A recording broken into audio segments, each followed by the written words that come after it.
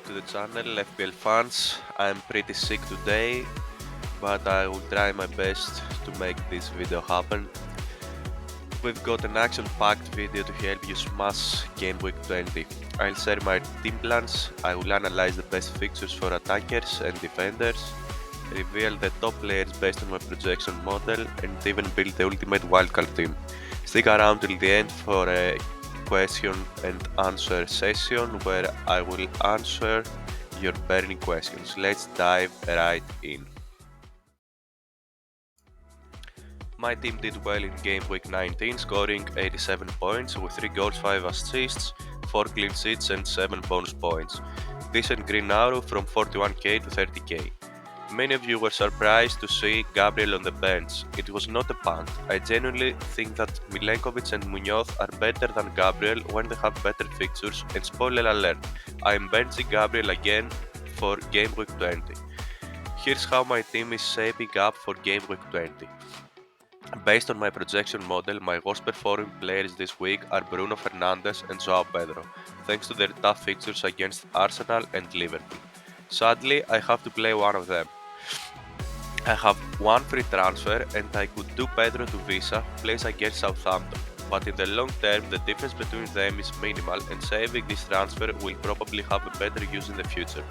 According to my model, Munoz is slightly better than Gabriel. He has amazing attacking underlying stats and I am expecting some attacking returns in the future from him.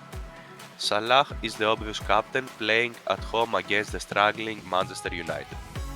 What do you think? Let me know in the comments if I'm making the right call.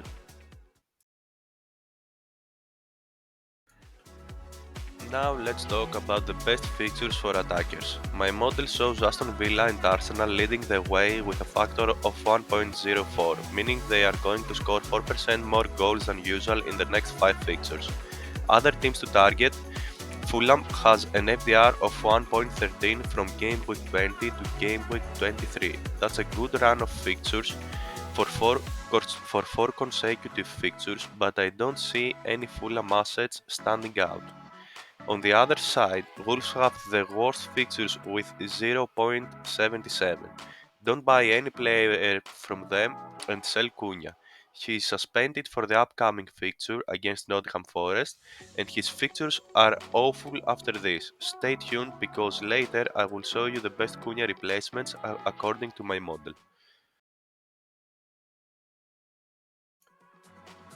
The best defense according to my model is Arsenal with 2.34.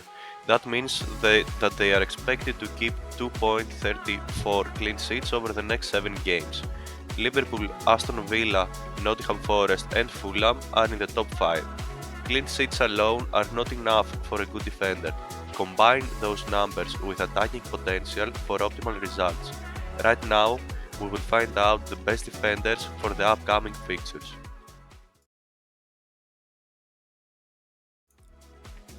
Now is the time for the most important piece of information to plan your transfers and climb the ranks. Screenshot this table, those are the top players for the next 7 game weeks. Red color are the forwards, yellow color are the defenders and white color are the midfielders. Here are the must-have players for this game week based on my projections. Forwards. Isaac is clearly the best forward to have right now and should be in every team. He averages 0.68 expected goals per 90 plus 0.19 expected assists. He is the first among attackers. Not even Haaland has higher XGI than him. Midfielders. Salah and Palmer. You can't play the game without them. They are far ahead from the pack. They are the most expensive midfielders, but they totally worth it. Salah has 1.13 XGI per 90 and Palmer 0.83. No one has better underlying stats than them. Defenders. Munoz is the clear winner.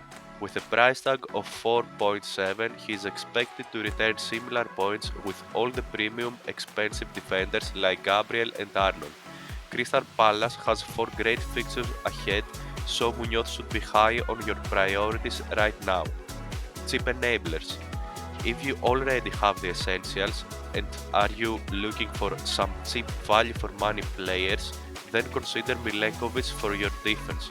Nottingham is third in expected goals conceded, and Milenkovic is also a decent threat from set pieces. Sarr and Semenyo are the best budget midfielders. Many of you are frustrated with Semenyo missing a lot of chances, but remember that he costs only 5.6. He plays 90 minutes every game and he has scored 5 goals and 2 assists so far. Sarr has similar underlying stats and he is more popular recently, but keep your hopes low with cheap players like them. A goal or assist every 2 games is what I expect from them. In the forward line, Visa is the best value for money forward with 0.53 expected goals per 90 and 0.07 expected assists. Pedro is close, so if you already own him, don't waste a transfer on him. Once again, we're talking about cheap enablers. Don't expect a lot from them. 1 goal every 2 games is what my model expects.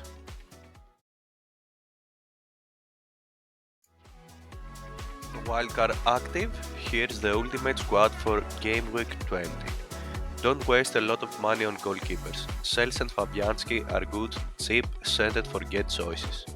Faes is just a cheap defender to free the budget for the rest of our team. Munoz, Milenkovic and Robinson are the optimal defenders, combining the attacking threat, clean sheet potential and low price. Gabriel is a premium defender that justifies his price since Arsenal is the best defense in the league and Gabriel is very threatening in set pieces. Salah and Palmer are essential. Son is the best midfielder after them. He is pricey, but we have the money and we spend it on him. If you don't have the money for Son, try a cheaper midfielder. Semenyo and Sarr are the best budget options. Mbemo and Fernandes did not make it in the draft, but they are close. If you like them, find a way to fit them in the team. Isak is the best forward without a doubt. Solanke offers decent value and Visa is the best budget forward. Havertz, Jackson and Joao Pedro were very close and it's up to you to use them. This team balances expected goals, expected assists, clean sheet odds and fixture difficulty to maximize points. Make sure to adjust for any last minute injury news. This could be an alternative team with almost the same projected points. Most players are very close together in expected points. Follow your gut. Play your way. Don't overthink and don't rush moves. If you are not sure about a move, don't do it. Saving the transfer is better. FPL is a marathon, not a sprint. Now, on to your questions. First up, we have Prem Tipster going against the crowd and captaining Palmer. Guys, I know that many of you are getting bored of captaining Salah every week and you are looking for a differential. There is the right time to go against the crowd.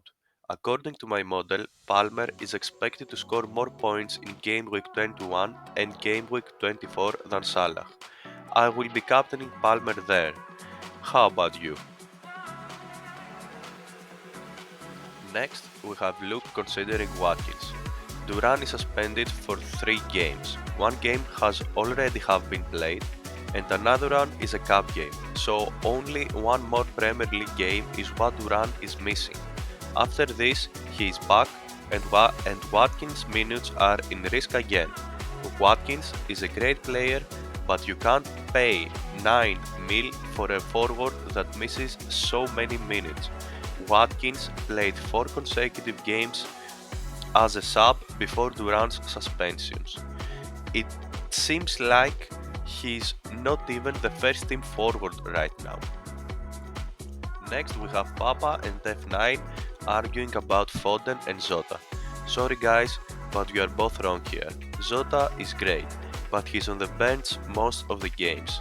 Foden is a first team player, but his underlying stats are awful and his price is not justified in any way. Take Son as an example. He has almost double the expected goal involvement of Foden. Don't waste 9.2 millions in Foden. Finally, we have Goody asking about Aina. Since Aina plays in the same team with Milenkovic, they have the same clean sheet probability, so we only have to compare their attacking threat.